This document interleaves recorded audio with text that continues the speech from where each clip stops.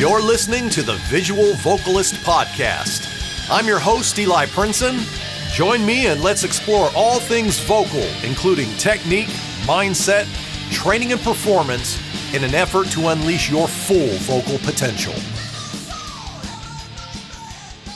All right, welcome to the Visual Vocalist Podcast. I'm your host, Eli Prinsen.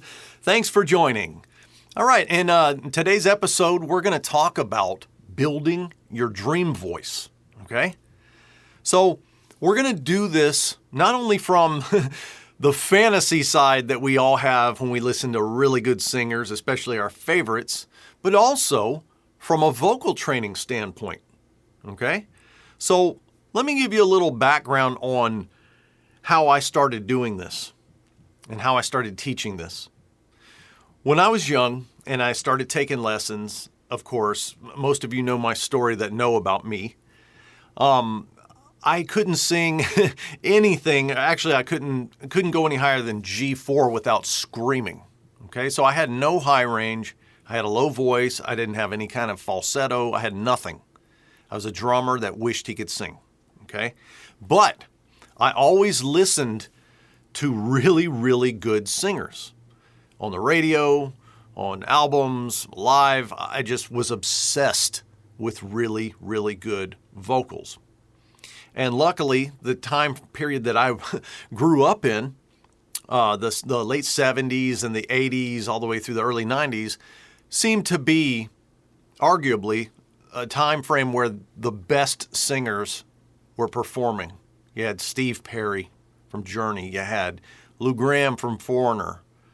You know, Jeff Tate from Queensryche, Michael Kiske from Halloween. You had Rob Halford from Priest, Dio, David Coverdale, Joe Lynn Turner. I mean, the list is endless just for this time frame, okay? So I had listened to all these people. I couldn't even begin to attempt to imitate them because I didn't know how to use my voice yet. Well, after I started studying voice and I started to get some improvements and some range cooking, I was told by my teacher, okay, you're starting to get this, so now I want you to bring a song to session. So what we would do is we would spend the first part of the hour doing technique, and then he would reserve maybe the last 15 minutes of the session, and he'd ask you to bring a song. And he would sit down on the couch and he would listen, and then he would critique, tell you what to work on. Well, of course, when I was young, I brought songs that were just way too big for me, way too big. And he would tell me, hey, you brought this to session, you have to sing it no matter what comes out. And then he would encourage me to not come off of technique, but to strive to keep pushing and pushing the right way, which was very valuable to me. But I told him from the first lesson and all the way through, I would brag about great singers. I would brag about Jeff Tate from Queensryche, Rob Halford from Priest, and so on and so forth. And then my teacher, Al Cohen, I just call him Al would tell me what was going on with each singer's voice, what they were doing. And because he noticed that I was bringing the same songs by, it was usually either Priest or Queensryche the majority of the time. And he would tell me about the vowels, and he would tell me about what they're doing, how they're placing the voice, the shape of their voice, the vibrato style, the tone, the grit, the vocal effects, everything, the pronunciation, the signature qualities, okay? So all of these things I just kind of told you about that he was telling me about are kind of the formula for decoding some of these voices, or for using technique to actually find some of these things in your own voice, okay? So I ended up with a voice that a lot of people say, Eli, you sound like the guy from Halloween, or you sound like Jeff Tate from Queensryche, or you sound like a mixture of Rob Halford and, Michael Kiske, or some people, when I sing with distortion, they'll say, wow, you sound like a mixture of Dio and David Coverdale. And I think, wow, that's a heck of a compliment, right? They all are, really, because those were all my vocal heroes. Well, the funny thing is of those 4 or 5 different singers that I mentioned, there were qualities that I emulated and that I used to use because while I was training and learning to sing, that was the stuff I was listening to. So if you think about it, I had influences, okay? So you listen to guitar players, famous guitar players, instrumentalists being interviewed, and they will, it's really common for them to ask these musicians who were their influences, right? And it's the same thing with singers. We have influences. So people that we listened to, we really admired, and we heard things in their singing that we absolutely loved.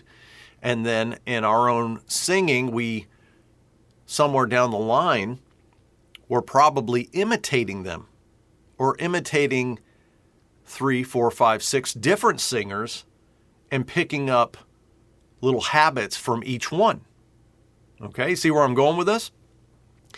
So, building your dream voice. My dream voice when I was a kid, 17, 18 years old, was a mixture. Okay, let the cat out of the bag. It was a mixture of Rob Halford's high voice and kind of his middle range. I loved his vowel, E-H, I loved his vowel. I loved James LaBrie's vowel. Okay, I'm getting microscopic here. Okay, Jeff Tate, I loved the sound of his E vowels when they were clean. They're really operatic sounding. I loved his low range as well as his high range. I loved Bruce Dickinson's dramatic pronunciation. I loved his wide band vibrato, right? I loved a lot of things about Dio's voice. I loved the grit on his voice. I loved the intense storytelling that he put on the delivery of his vocals. I loved the tone and grit and swagger in David Coverdale's voice. I loved Michael Kiska's insane range and raw sound that sounded a lot like Jeff Tate from Queensryche, but it was a little more raw. There was a faster vibrato and a lower vibrato. Or a slower vibrato rather. So as you can see, there's just a list of different things that all these singers had that I loved. So those parts of their voice became an influence for me. So it was almost like being Dr. Frankenstein in my coach's studio. I would bring these songs in. He would tell me, okay, this is what he's doing right here. This is what he's doing right here, because I would ask him, how do I get that sound that he's doing right here? And I did that so much that I started to understand what they were doing, or I started understanding how to kind of pick apart several different characteristics in someone's voice. Their favorite vowels, like if you think about Steve Perry, and he has that kind of a cat yawn ah vowel that he kind of rides a lot and does a lot of it. He's famous for that. Okay, and a lot of people that imitate Steve Perry that don't sound just like him, and no one ever will, I'm sorry. Arnell's the closest one. But they always overdo that ah vowel. They always do. Okay? So then like if you ever listen to Rob Halford and he's holding out a note, usually around A or B flat or B, and he has that kind of tremolo vibrato, but it's always like an vowel. Like on Heading Out to the Highway, he says, "A chance before I fall." It's like and he uses compressed head voice. I'm sorry, there were no effects there. But he uses the compressed head voice, and he's shaping like egg, instead of like fall. "A chance before I fall." No, he says and I always love that. I love that. And I love the sound of James LaBrie's vowel, how clean it was, and how much it reminded me of Steve Walsh and Dennis DeYoung, except for put into the progressive metal world. All right? So, favored vowels. All right? Like, think about Bruce Dickinson, doing that wide band vibrato and a dramatic kind of an E, It's just insane. So I had to learn how to create different vibrato width and speed and styles that vary between the pitch and speed. And I did it because I wanted all these little things. I would ask my coach, we would pick it apart. And then after some time, when I was getting my improvements, I started Frankensteining my own style. So I put all of these elements in there, and it felt quite natural to me because I wasn't trying to sound exactly like someone else, but I had found techniques that could be used to get those sounds. Not me trying to strain from my throat or do something really weird or sing too nasal or do something like that. I actually was using techniques that these other singers were using. Okay? So speaking of that, I want to talk about really common misconceptions on, I'll just say on YouTube. We'll pick on YouTube for any video you see in this world, okay? I have videos on there as well, I have my YouTube channel. But I have a lot of students bringing questions. New students bring questions all the time, and they always are. Even students I've had for a while are like, Eli, I saw this video, and I'm thinking, okay. They're like, I saw this video, and this guy says that you'll ruin your voice if you try to sound like someone else. And first I'll ask him, have you ever heard this guy sing, or what does he sound like, or what does she sound like? And they may say, oh, I don't know, or I've never heard them sing, or they're a classical teacher or a former opera singer, or if they are an established singer with some albums, it's something you can listen to, then I would tell them, okay, let's pull it up, let's listen. And almost every single time, they sound like you can pick out their influences. You can pick out their influences. And I'll just tell people, look, what I teach when I teach these quote unquote how to sing is I had a series back in like 2014 or 15, and I'll have the link in the description of this podcast, but I had a vocal add-on program to my flagship program called the HVT Classic Metal Vocal and Scream Modeling Program. And all it is a program where I teach you how to go through every single technique and create, or actually be able to use good vocal technique or hybrid vocal technique and actually get closer to the sounds of the singers. And in that program, it was from the 80s metal. So I caught a lot of flack from other coaches. That's back when you used to be able to private message people through YouTube, and they would tell me, oh, you can't do this and you can't do that. And they used to tell me, you can't belt. And I'd be like, well, I am, and my students are. What do you mean they can't? And but they would tell me, you're going to ruin voices. And I would reply and say, why? By teaching good technique. And so I think a lot of things are misconceptions, or things that are parroted from teacher to teacher, down the line, So whether someone's saying belting is super dangerous or belting is pulling chest, and they give you an example of someone with their mouth like a big circle, sticking their tongue out and putting their veins in their neck sticking out and going, you can't do that, that's pulling chest. And it's like, okay, if you do that, you're never going to be able to belt and sing in chest, because you're doing everything wrong and you're demonstrating the wrong way to do something. So you are kind of right, because if you do it like that, you'll never do it. And it's the same thing with how to sing like, all right? I've heard other teachers I remember back then I saw teachers doing how to sing like, and they would basically just sing like themselves, singing other people's songs. And I used to laugh. I used to think, oh my God, this is not sound like how to sing like, let's just say it was, not Rob Halford, but Bruce Dickinson or something. How to sing like Bruce Dickinson. And then they would just cover the song and sing it in head voice, and it would sound nothing like Iron Maiden. So that kind of made me laugh and got me interested in doing this. So I went ahead and created that program, and I basically just used good vocal technique after listening to the singer. I would listen to the song, listen to the vocals, and I would analyze the shape of their voice, whether it was a fat or thin sound, all right?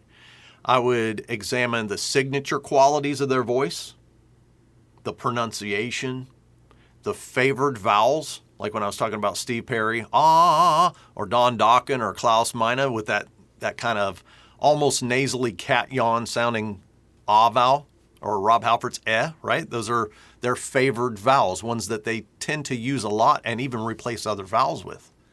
I'd analyze their vibrato style, whether it was above, below, or above and below the pitch, the speed, or is it tremola, right? I'd examine their tone, the grit in their voice, and how they place it. I'd listen to the vocal effects that they would typically use and see if there was a pattern to that. If they used, if it was from album to album, or if it was like a signature type of a preset. We'll just use Ozzy Osbourne, for example. Almost everything you listen to of Ozzy, you can hear the vocal harmonizer on there. It's like a doubling, nice thick vocal harmonizer, and usually like a quarter pan delay.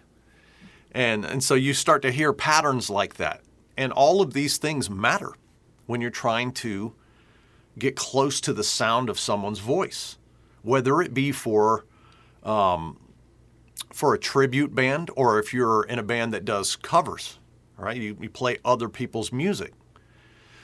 The problem with playing other people's music is that, first of all, it's not a problem when you can pull it off, right? Everyone loves to listen to good songs that they've grown to love their whole lives in the past 30 or 40 years of listening to really good bands, right?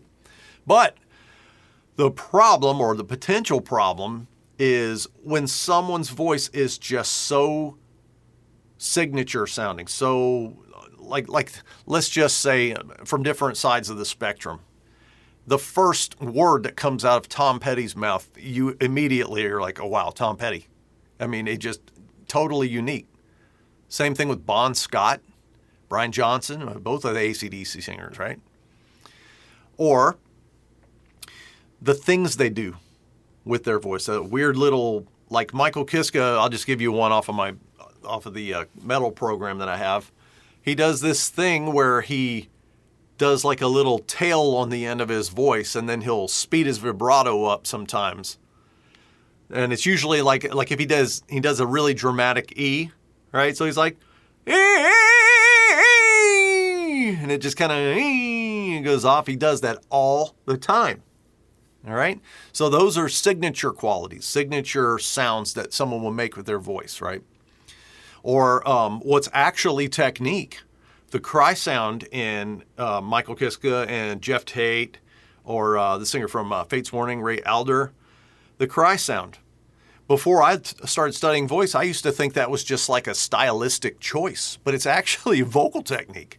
It's actually vocal technique. And I learned that from my teacher because he did study. Back when Jeff Tate was studying with Maestro David Kyle, my teacher was studying with Maestro David Kyle. And he told me all this stuff, and then he taught me all this stuff. So, back to our topic here. All right, I took you on a wild ride, but I think you see where this is going. You can Frankenstein and quote unquote build your dream voice with technique. You can absolutely do it, but you have to be a really good listener. Take songs with your favorite singers. Listen to what they're doing. Listen to the vowels, the shape of their voice. Is their voice round? Is it thin? So listen to the shape of that voice. Listen for those signature qualities like I talked about, and pronunciation. Right? Pronunciation, how much intensity someone's putting into stuff, shaping things with their mouth. Their favorite vowels, their vibrato. Is it fast? Is it slow? Is it wide? Right? You see where I'm going? The effects, the delays, echoes, doubling, etc. And then, if you've studied and you understand all of these techniques and how to create them, then you're just using your instrument. It's not like you're straining from a strange place and you're forcing this, and forcing that. And also not to, not to blow smoke, I'll say this as well. You have to analyze the person's voice and analyze your own voice. Is it close to your own voice? Is it something that you can possibly create through technique? All right? There's going to be some voices that you're going to be able to nail. And there's some that are going to be, you're going to do your best, and it's going to be better than if you just sang it your own way. I'm just being honest. Okay? So let's sum this all up. I went from a guy that just screamed everything to try to, in an attempt to hit a note and couldn't do it, to singing with a lot of bands that I grew up idolizing. Okay? So I had good training. I was very lucky, had very good training, and was very persistent, and was a good listener. I had one thing going for me as well, is that I was good at imitating. I used to do that as a kid. I used to love to do impressions and stuff. So that came from listening very close to the sound and the creation of what someone was either speaking or singing. And so I would go through this stuff, and then after I was studying with my coach, and he was breaking down things to solve problems with me while we were song coaching, then I started putting all those together. Okay, and you can too. So that does it for this episode of The Visual Vocalist. And if you'd like to build your dream voice and learn more about me and hybrid vocal technique, head over to hybridvocaltechnique.com and explore all of the vocal training options made available to you, such as HVT vocal training programs, private one-on-one online coaching with me, or you can even become a VIP member and get streaming access to the entire HVT vocal training library, VIP community, Q&A live streams where I do giveaways. I give a lesson away every month, legacy content from Al Cohen, and discounted lessons. All right? So the choice is yours. Please make it today, and let's sing. See you next time.